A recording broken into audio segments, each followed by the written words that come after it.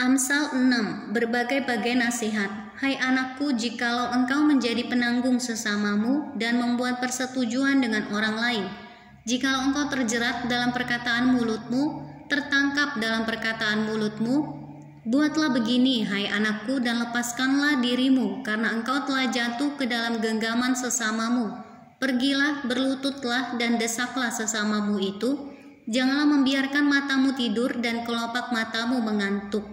Lepaskanlah dirimu seperti kijang daripada tangkapan, seperti burung daripada tangan pemikat.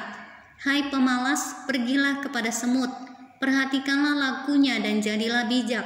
Biarpun tidak ada pemimpinnya, pengaturnya, atau penguasanya, ia menyediakan rotinya di musim panas dan mengumpulkan makanannya pada waktu panen. Hai pemalas, berapa lama lagi engkau berbaring? Bilakah engkau akan bangun dari tidurmu? Tidur sebentar lagi, mengantuk sebentar lagi, melipat tangan sebentar lagi untuk tinggal berbaring. Maka datanglah kemiskinan kepadamu seperti seorang penyerbu, dan kekurangan seperti orang yang bersenjata. Tak bergunalah dan jahatlah orang yang hidup dengan mulut serong, yang mengedipkan matanya, yang bermain kaki dan menunjuk-nunjuk dengan jari, yang hatinya mengandung tipu muslihat, yang senantiasa merencanakan kejahatan, dan yang menimbulkan pertengkaran. Itulah sebabnya ia ditimpa kebinasaan dengan tiba-tiba, sesaat saja ia diremukkan tanpa dapat dipulihkan lagi. 6 perkara ini yang dibenci Tuhan, bahkan 7 perkara yang menjadi kekejian bagi hatinya. Mata sombong, lidah dusta, tangan yang menumpahkan darah orang yang tidak bersalah, hati yang membuat rencana-rencana yang jahat, kaki yang segera lari menuju kejahatan, seorang saksi dusta yang menyembur-nyemburkan kebohongan dan yang menimbulkan pertengkaran saudara.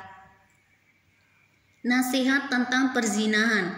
Hai anakku, peliharalah perintah ayahmu dan janganlah menyia-nyiakan ajaran ibumu.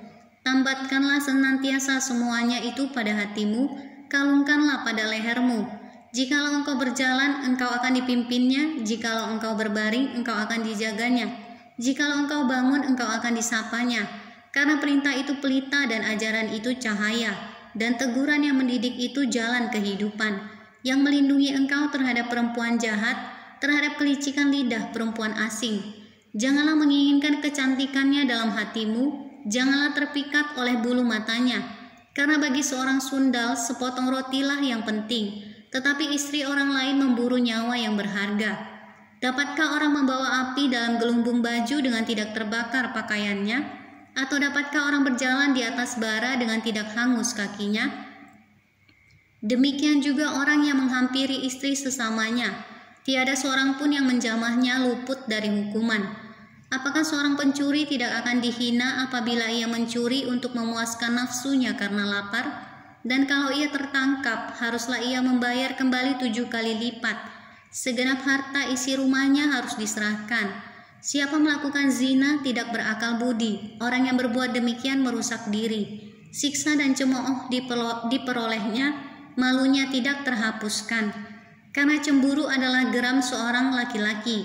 Ia tidak kenal belas kasihan pada hari pembalasan dendam. Ia tidak akan mau menerima tebusan suatu pun, dan ia akan tetap bersikeras betapa banyak pun pemberianmu.